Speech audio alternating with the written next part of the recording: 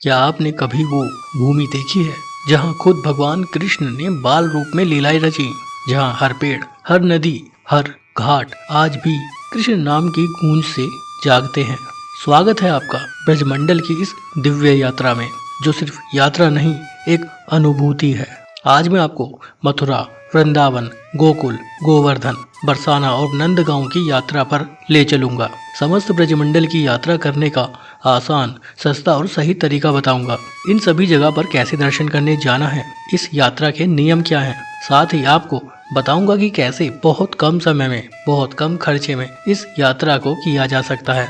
जानने के लिए वीडियो को एक बार पूरा जरूर देखिएगा। वीडियो अच्छी लगे तो लाइक करिएगा। चैनल पर नए हैं तो चैनल को सब्सक्राइब जरूर करें और श्री बांके बिहारी के भक्त कमेंट बॉक्स में जय श्री राधे, जय श्री कृष्ण जरूर लिखिएगा। तो चलिए मेरे साथ ब्रजमंडल की खूबसूरत यात्रा का आनंद लीजिए।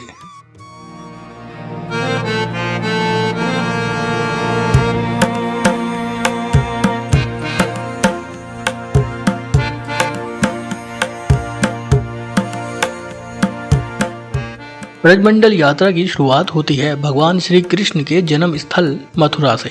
यहाँ के मंदिरों की घंटियां नहीं, भावनाओं की लहरें गूंजती हैं। क्या आपने कभी उस कक्ष को महसूस किया है जहाँ स्वयं विष्णु भगवान ने बाल कृष्ण रूप में जन्म लिया?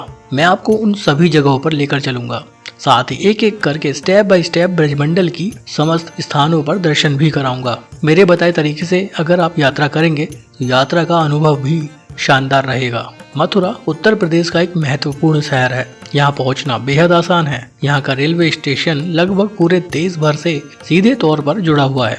आप रेल मार्ग से मथुरा आसानी से पहुँच सकते हैं। जो लोग बाय रोड आना चाहते हैं तो बाय रोड भी मथुरा पहुँचना बहुत आसान है। अगर आप किसी दूसरे राज्य में बहुत ज्यादा दूरी पर हैं, फ्लाइट से आना चाहते हैं, तो इस पूरे ब्रजमंडल का सबसे नजदीकी हवाई अड्डा आगरा में है। आगरा से मथुरा की दूरी करीब 60 किलोमीटर है।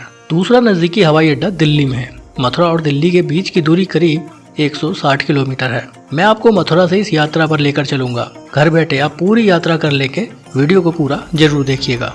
तो ये तो हुए मथुरा पहुंचने के तरीके। अब मैं आपको बता दूं कि मथुरा में आपको कैसे घूमना है। एक दिन आप मथुरा को दे दीजिए और एक दिन में आप मथुरा की सभी प्रसिद्ध जगहों को घूम लेंगे। अगर आप मथुरा सुबह सुबह पहुंच जाते हैं तो मथुरा यात्रा में आपको बहुत फायदा होगा, क्योंकि मथुरा के सभी प्रसिद्ध मंदिरों के खुलने और बंद होने का भी एक निश्चित समय है। सुबह जल्दी पहुंच जाते हैं तो आप सुबह के वक्त यहाँ के मंदिरों में दर्शन करने जा सकते हैं, जिसमें से कुछ बहुत प्रमुख मंदिर हैं। आप द्वारकाधीश मंदिर जा सकते हैं। रेलवे स्टेशन से थोड़ी ही दूरी पर ये मंदिर मौजूद है। दोपहर के वक्त द्वारकाधीश मंदिर भी बंद हो जाता है। सुबह सुबह मथुरा पहुँचते हैं तो यहाँ दर्शन करना बेहद आसान हो जाएगा। रेलवे स्टेशन से आप ई रिक्शा या पैडल रिक्शा से आसानी से पहुँच सकते हैं। यहाँ से आप जाइए कृष्ण जन्मभूमि। कृष्ण जन्मभूमि वो जगह है जहाँ भगवान श्री कृष्ण का जन्म हुआ था। ये जो नज़ारा आप देख रहे हैं, ये जन्मभूमि का मुख्य द्वार है। जन्मभूमि के दाईं ओर बहुत सारे लॉकर रूम बने हुए हैं, जहाँ आप आपका एक्स्ट्रा सामान भी रख सकते हैं, कीमती वस्तुएं भी रख सकते हैं, जैसे फ़ोन या कोई भी इलेक्ट्रॉनिक डिवाइस। क्योंकि कृष्ण जन्मभूमि के अंदर मोबाइल फ़ोन, कैमरा ले जाने की अनुमति नहीं है। मैं बाहर से ही आपको नज़ारे दिखा रहा हूँ, बाहर से ही आपको दर्शन करा रहा हूँ। कृष्ण जन्मभूमि में दर्शन के बाद आप पहुँच जाइए भूतेश्वर महादेव मंदिर, जो जन्मभूमि से मात्र 700 मीटर की दूरी पर स्थित है। कहते हैं कि अगर आप मथुरा आए तो भूतेश्वर महादेव मंदिर में दर्शन जरूर करें, तभी आपकी यात्रा पूरी मानी जाती है। यह है मथुरा के कुछ प्रसिद्ध मंदिर जहां आपको दर्शन जरूर करने चाहिए। मथुरा के इन सभी मंदिरों में दर्शन के बाद आप दूसरी जगह पर घूमने जा सकते हैं। खुले या बंद होने के समय से कोई भी फर्क नहीं पड़ता है, ये पूरे दिन खुले रहते हैं। उसमें से एक है कंस किला। अगर आप अपनी कार या बाइक से आते हैं तो आप कंस किले तक सीधे पहुंच सकते हैं, अन्यथा आप जहां भी मौजूद है वहां से ई रिक्शा लेकर कंस किला पहुंच जाइए। करीब 150 से 200 रुपए लेते हैं वो आने और जाने के।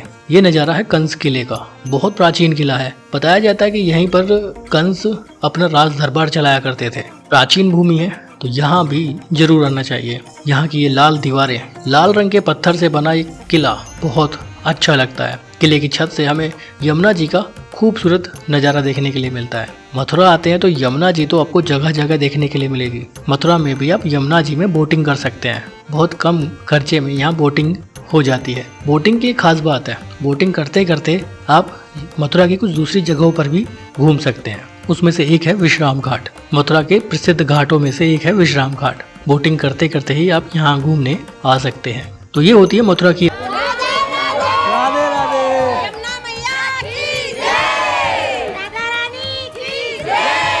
अगर आपने इन सभी जगहों पर घूम लिया तो आप कह सकते हैं कि आपने मथुरा शहर की यात्रा कर ली। ये कुछ खास जगह है मथुरा की।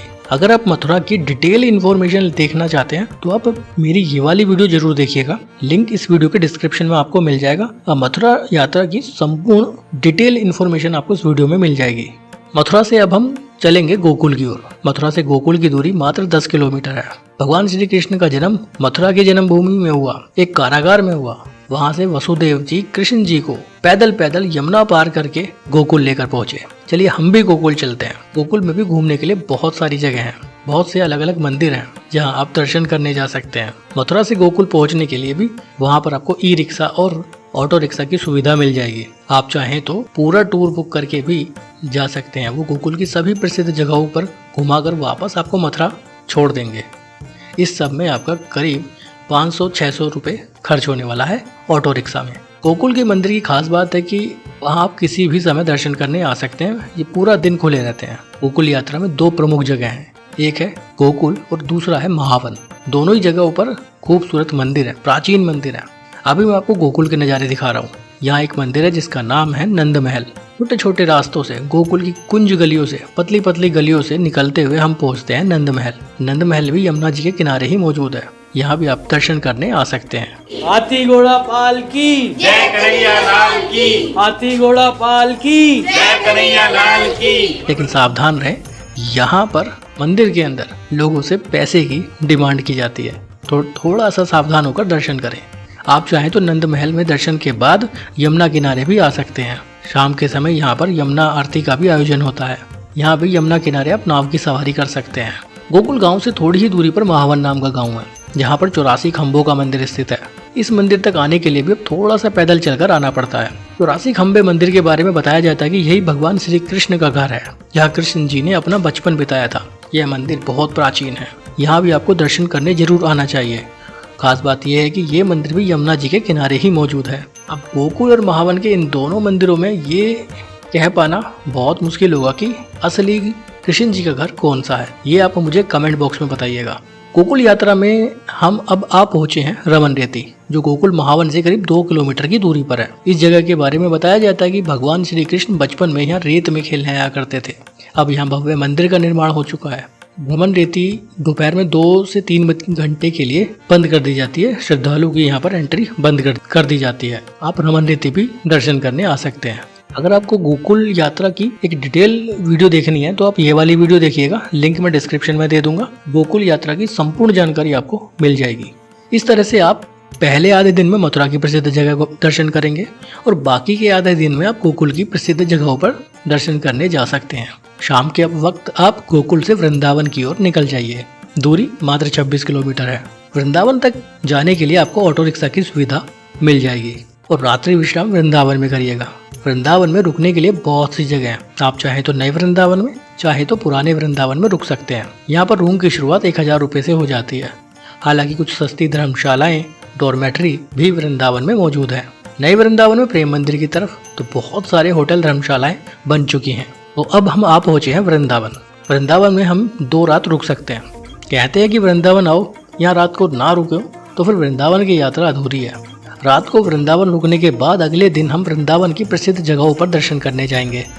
अब मैं आपको बताता हूँ कि वृंदावन में कैसे घूमना है, वृंदावन के सभी मुख्य जगहों पर दर्शन कैसे करने हैं। वैसे तो वृंदावन में करीब 5000 से ज़्यादा मंदिर हैं, लेकिन मैं आपको कुछ प्रमुख मंदिरों की जानकारी दे रहा हूँ, जिसमें आप करीब 25 से 26 अलग अलग मंदिरों में घूम लेंगे। साथ ही मैं आपको पूरी जानकारी दूंगा कि कैसे आप इन सभी जगहों पर दर्शन कर सकते हैं, सभी जगहों पर कैसे घूम सकते हैं। देखिए, वृंदावन में एक परिक्रमा होती है, करीब 14 से 15 किलोमीटर की परिक्रमा होती है। उस परिक्रमा के दौरान भी हम कई अलग अलग मंदिरों में दर्शन कर सकते हैं। इसके अलावा भी काफ़ी सारे मंदिर हैं जिन्हें हमें दर्शन करने जरूर आना चाहिए, जो परिक्रमा मार्ग से थोड़ी दूरी पर हैं। तो ऐसे में आपके पास 2 तरीके हैं, या तो आप अगले दिन पैदल परिक्रमा के लिए निकल जाइए या फिर आप ई रिक्शा ले लीजिए। चलिए पहले मैं आपको बताता हूँ कि आप किन किन जगहों पर जा सकते हैं और कहाँ कहाँ आपको जाना चाहिए वृंदावन आने के बाद। सबसे पहला है श्री राधा मदन मोहन मंदिर। परिक्रमा मार्ग पर जैसे ही आप शुरुआत करेंगे थोड़ी दूरी पर राधा मदन मोहन मंदिर है और ये मंदिर भी बहुत प्राचीन है। यहाँ भी आपको दर्शन करने चाहिए। थोड़ी ही दूरी पर कालीदह मंदिर आता है। उसके बाद जुगल घाट आप जा सकते हैं। उसके बाद आप चीर घाट जाएंगे जहाँ पर यमुना किनारे आप बोटिंग भी कर सकते हैं। सामने ही कदम का पेड़ है। बताया जाता है कि यह भगवान श्री कृष्ण के जमाने का है। अभी लोहे के पिलर लगाकर कदम के पेड़ को रोका गया है। इस जगह से वृंदावन की कुंज गलियों से होते हुए हम निधिवन पहुंच जाते हैं। निधिवन के बारे में तो पूरी दुनिया जानती है। बहुत प्राचीन ये वन है जहाँ तुलसी की और मेहंदी के पेड़ हैं। रात में यहाँ पर श्रद्धालुओं की एंट्री बंद रहती है। बताया जाता है कि रात में भगवान श्री कृष्ण और राधा रानी यहाँ आते हैं। निधिवन के पास में ही शाहजी मंदिर है। शाहजी मंदिर वही मंदिर है जिसे टेढ़े खंबे वाले मंदिर के नाम से भी जाना जाता है। एक बात और मैं आपको बता दूं, जब आप वृंदावन में घूम रहे हो तो बंदरों से सावधान रहिएगा, क्योंकि वो आपका हैट, चश्मा, वॉलेट, पर्स जो भी आपके हाथ में होगा उसे छीन कर भाग सकते हैं। तो थोड़ा सा सावधान होकर वृंदावन में घूमिएगा। शाहजी मंदिर के पास ही थोड़ा दूरी पर राधा रमन मंदिर है। वहाँ भी आप दर्शन करने जरूर जाइएगा। थोड़ा सा पैदल चलते हैं तो केसी घाट आ जाता है। केसी घाट भी वृंदावन का एक प्रमुख घाट है। यहाँ थोड़ी देर बैठ जाइए, आपको बहुत सुकून मिलेगा। वृंदावन में एक मंदिर है गोपेश्वर महादेव मंदिर, जो केसी घाट से थोड़ी दूरी पर स्थित है। कहते हैं कि वृंदावन की पूरी यात्रा कर लीजिए, लेकिन अगर आपने गोपेश्वर महादेव मंदिर में दर्शन नहीं किए तो यात्रा अधूरी मानी जाती है। भगवान शिव को समर्पित है गोपेश्वर महादेव मंदिर। यहाँ से थोड़ी दूरी पर श्रीधाम गोदा विहार मंदिर है। बहुत सुंदर मंदिर है। बहुत सुंदर सुंदर भगवान की मूर्तियाँ गोदा विहार मंदिर में मौजूद है। वृंदावन की कुंज गलियों से घूमते घूमते हम पहुंचे श्री रंगनाथ जी मंदिर। ये दक्षिण भारत शैली का बहुत ही खूबसूरत और प्राचीन मंदिर है। बहुत बड़े क्षेत्रफल में रंगनाथ जी मंदिर बना हुआ है। यहाँ घूमने में भी काफ़ी समय लग जाता है क्योंकि मंदिर बहुत बड़ा है। यहीं पर सोने का खंबा स्थित है। रंगनाथ जी मंदिर में अलग अलग झांकियाँ, शीश महल और भी अलग अलग तरह की झांकियाँ मौजूद रहती हैं, जिसमें 5 से 10 रुपये की टिकट रहता है। रंगनाथ जी मंदिर दर्शन के बाद हम पहुंचे श्री कात्यायनी माता मंदिर, जो थोड़ी ही दूरी पर स्थित है। कात्यायनी माता मंदिर भी माता रानी को समर्पित है। यहाँ पर दीवार पर सिक्के चिपकाए जाते हैं। यहाँ दीवार में एक ऐसी शक्ति है कि आप यहाँ कॉइन चिपका सकते हैं। कहते हैं कि जिसका कॉइन चिपक जाए तो उस पर माता रानी का आशीर्वाद रहता है। कात्यायनी माता मंदिर के दर्शन के बाद हम पहुंचे श्री बांके बिहारी मंदिर। ये वो मंदिर है जो वृंदावन का सबसे प्रमुख मंदिर है और सबसे ज़्यादा भीड़ श्री बांके बिहारी मंदिर में ही रहती है। वृंदावन की कुंज गलियों से होते हुए बांके बिहारी मंदिर तक पहुंचते हैं और ये कुंज गलियाँ वृंदावन का मुख्य बाजार भी हैं। यहाँ बहुत ज़्यादा भीड़ भाड़ रहती है। मुख्य बाजारों से घूमते हुए श्री बांके बिहारी मंदिर में दर्शन करने आते हैं। हालांकि अब यहाँ पर बांके बिहारी कॉरिडोर बनाए जाने का भी प्लान चल रहा है। आपकी क्या राय है इस विषय में कमेंट बॉक्स में जरूर बताइएगा। बांके बिहारी मंदिर के पास में ही श्री राधा वल्लभ मंदिर भी मौजूद है। आप यहाँ भी दर्शन करने जा सकते हैं और उसके थोड़ा सा दूरी पर सेवा कुंज है, जो निधिवन की तरह ही बना हुआ है। इन सब जगहों पर दर्शन करने के बाद हम अंत में पहुंचे श्री कृष्ण प्रणामी परमधाम कांच मंदिर, जो मेन रोड पर ही मौजूद है। इस मंदिर की खास बात है कि ये मंदिर पूरी तरह कांच से बना हुआ है। बहुत सुंदर मंदिर है। अगर आप इस पूरी यात्रा को ई रिक्शा से करते हैं तो मैं आपको बता देता हूँ कि ये ई रिक्शा वाले करीब 8 से 10 मंदिर घुमाते हैं और आपसे 1000 से 1200 रुपये तक चार्ज करेंगे पूरे ई रिक्शा का। लेकिन अगर आपको परिक्रमा के साथ मेरी बताई इन सभी जगहों पर जाना है तो पहले आप ई रिक्शा वाले से इन सभी जगहों के बारे में डिस्कस कर लें और पैसे तय कर लें। 1000 से 1500 रुपये में आपकी ये पूरी यात्रा हो जाएगी। एक ई रिक्शा में 5 लोग आराम से बैठ सकते हैं, तो पर पर्सन बहुत कम खर्चा होगा और आपकी पूरी वृंदावन की परिक्रमा के साथ साथ सभी मंदिरों में दर्शन भी हो जाएंगे। लेकिन अभी वृंदावन में और भी कुछ जगह हैं जहां आपको जरूर जाना चाहिए। करीब 5 जगह और हैं जहां आप वृंदावन में घूमेंगे और ये सभी जगह नई वृंदावन में मौजूद है। जिसमें सबसे पहला है चारधाम मंदिर। अब जहाँ भी मौजूद है वृंदावन में, वहाँ से चारधाम मंदिर के लिए ई रिक्शा या पैडल रिक्शा ले सकते हैं। अगर आप प्रेम मंदिर के आसपास हैं तो वहाँ से करीब 20 रुपये के आसपास लेते हैं पर सवारी और वो आपको चारधाम मंदिर ड्रॉप करेंगे। चारधाम मंदिर बहुत खूबसूरत मंदिर है, जिसे पहले वैष्णो धाम मंदिर के नाम से जाना जाता था। इस मंदिर में कई अलग अलग बड़े बड़े मंदिर बने हुए हैं। चारधाम मंदिर को घूमने में करीब 1 से 1.5 घंटा लग जाता है। इसके बाद आप पैदल प्रियकांत जू मंदिर तक आ सकते हैं, जो करीब 600 से 700 मीटर की दूरी पर है। ये मंदिर भी बहुत सुंदर है, आप यहाँ भी जरूर आइएगा। प्रियकांत जू मंदिर दर्शन के बाद आप ई रिक्शा से प्रेम मंदिर पहुँच जाइए। शाम के वक्त प्रेम मंदिर बहुत सुंदर लगता है। और उसके बाद आप आइए एस्कॉन टेम्पल, जो प्रेम मंदिर से वॉकिंग डिस्टेंस पर ही मौजूद है। तो ये होते वृंदावन के मंदिरों की यात्रा। एक और खास बात है वृंदावन के बाजार की। यहाँ के बाजार बहुत सुंदर है, जिन्हें आप इस पूरी यात्रा के दौरान घूम ही लेंगे। अगर आप वृंदावन की पूरी इन्फॉर्मेटिव वीडियो देखना चाहते हैं तो ये वाली वीडियो देखिएगा, मैं लिंक डिस्क्रिप्शन बॉक्स में दे दूंगा। समझ आएगा कि आप वृंदावन में कहाँ और कैसे घूमेंगे। डिटेल जानकारी उस वीडियो में मिल जाएगी। ये होती है वृंदावन की यात्रा, जिसे आप मात्र एक दिन में कर सकते हैं। आज रात का भी विश्राम हम वृंदावन में ही करेंगे, क्योंकि इस पूरी यात्रा को करने में हमें रात हो जाती है। अगर आप वृंदावन में प्रेमानंद जी महाराज से मिलना चाहते हैं तो रात को 2-2:30 बजे वो अपने आश्रम से परिक्रमा मार्ग पर निकलते हैं, जहाँ हजारों की तादाद में लोग उनके मात्र एक दर्शन के लिए इंतजार कर रहे होते हैं। आप भी रात को 2-2:30 बजे उनके आश्रम के पास परिक्रमा मार्ग पर पहुंच सकते हैं। प्रेम मंदिर के ठीक पीछे ही उनका आश्रम बना हुआ है, कैली कुंज नाम से उनका आश्रम है। इस रात भी हम वृंदावन में रुकेंगे और अगले दिन हम चलेंगे यहाँ से गोवर्धन की ओर। वृंदावन से गोवर्धन की दूरी मात्र 24 किलोमीटर है। आराम से 45 मिनट से 1 घंटे में गोवर्धन पहुंच जाते हैं। अगर आपके पास अपनी कार बाइक है तो आसानी से चले जाएंगे, नहीं तो वृंदावन से मथुरा सिटी ट्रांसपोर्ट की लोकल बस चलती है, जो आपको गोवर्धन पहुंचा देंगी। आप चाहें तो ऑटो रिक्शा से भी जा सकते हैं, जिसमें 30 से 40 रुपए किराया लगता है। ये नज़ारे हैं गोवर्धन के।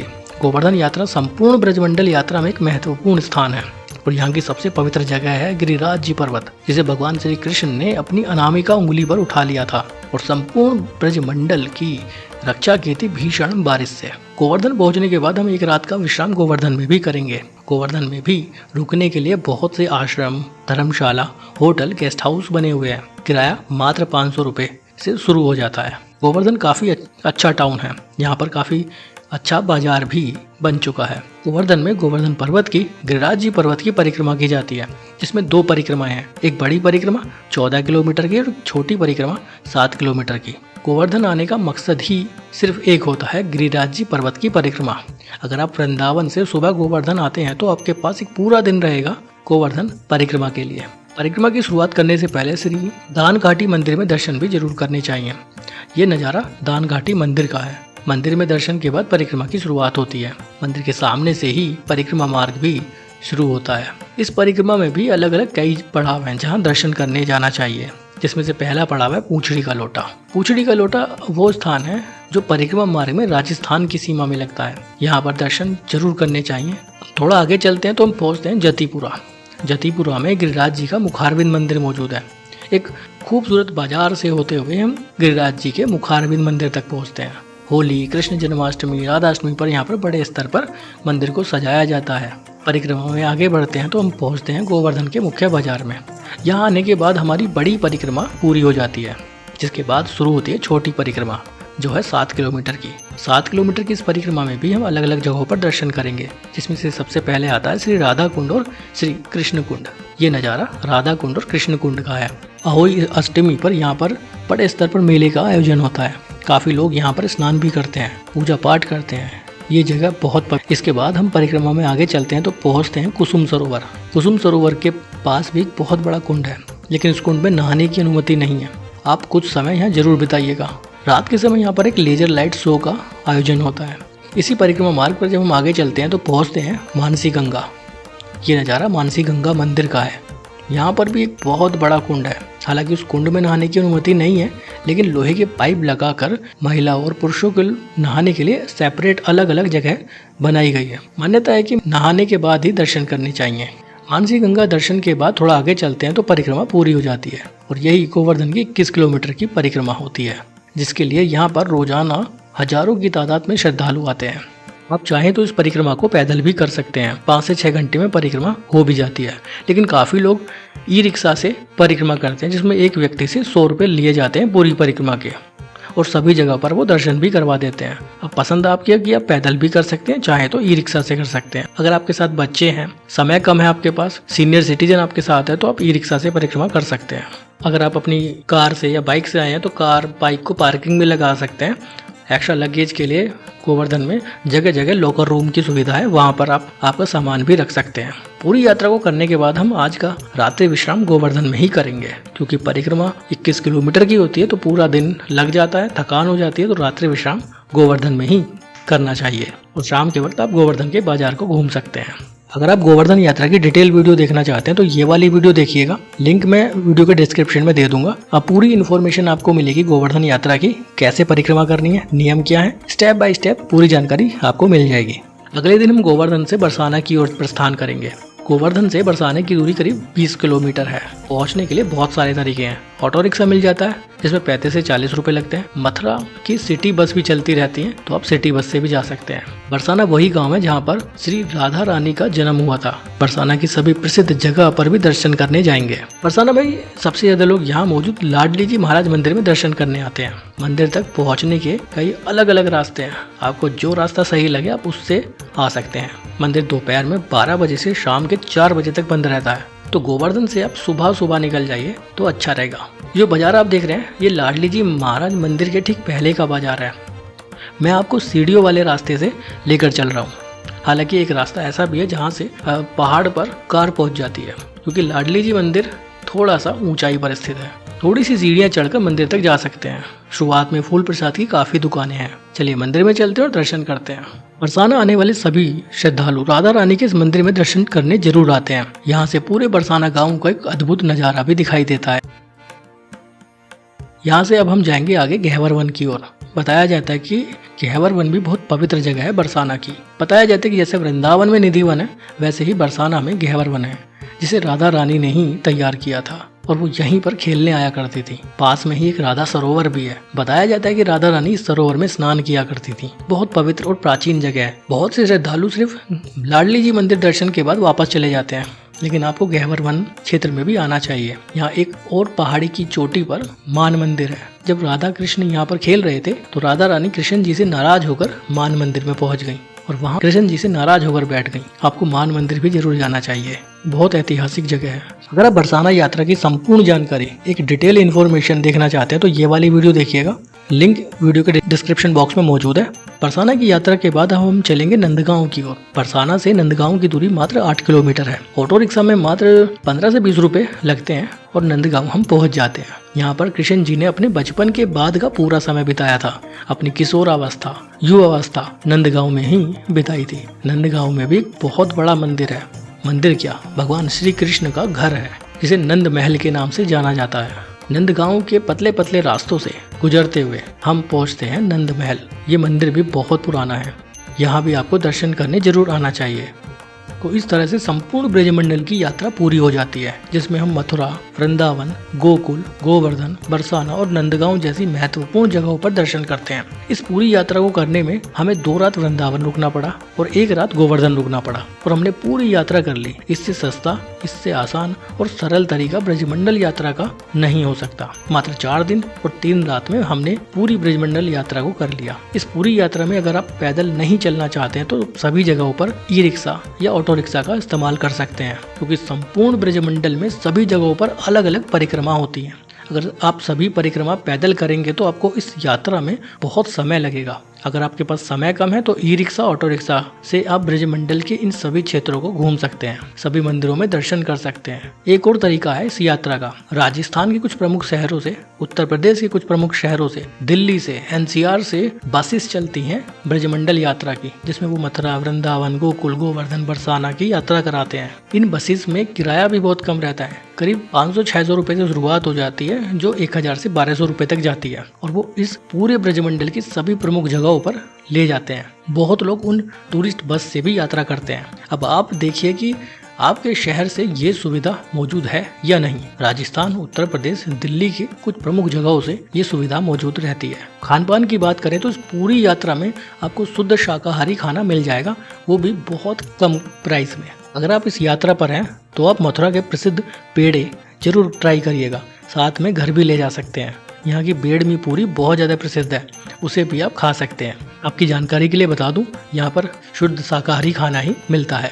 ये यात्रा आपके लिए एक बहुत यादगार यात्रा रहेगी। बहुत कम खर्चे में, बहुत कम समय में आप ये पूरी यात्रा कर सकते हैं अगर आप मेरे बताए तरीके से करते हैं। समय कम लगेगा, खर्चा कम होगा और आप पूरा ब्रजमंडल घूम लेंगे। इस वीडियो में जितनी भी जगह मैंने आपको बताई है, अगर आपने इन सभी जगहों पर दर्शन कर लिए तो आपकी पूरी यात्रा हो जाएगी। इसके अलावा आपको कहीं दूसरी जगह पर दर्शन करने की जरूरत नहीं है। आप कह सकते हैं कि आपने पूरा 84 कोस की ब्रजमंडल यात्रा कर ली। ये वीडियो अच्छी लगी हो तो लाइक जरूर करिएगा, शेयर जरूर करिएगा उन सभी लोगों के साथ जिन्हें घूमने का शौक है। क्या पता इस वीडियो से उनकी कुछ हेल्प हो जाए। फिर मिलेंगे आपसे एक नई जगह पर एक नई जगह की इन्फॉर्मेशन के साथ। अभी के लिए बाय। जय श्री कृष्ण, जय श्री राधे।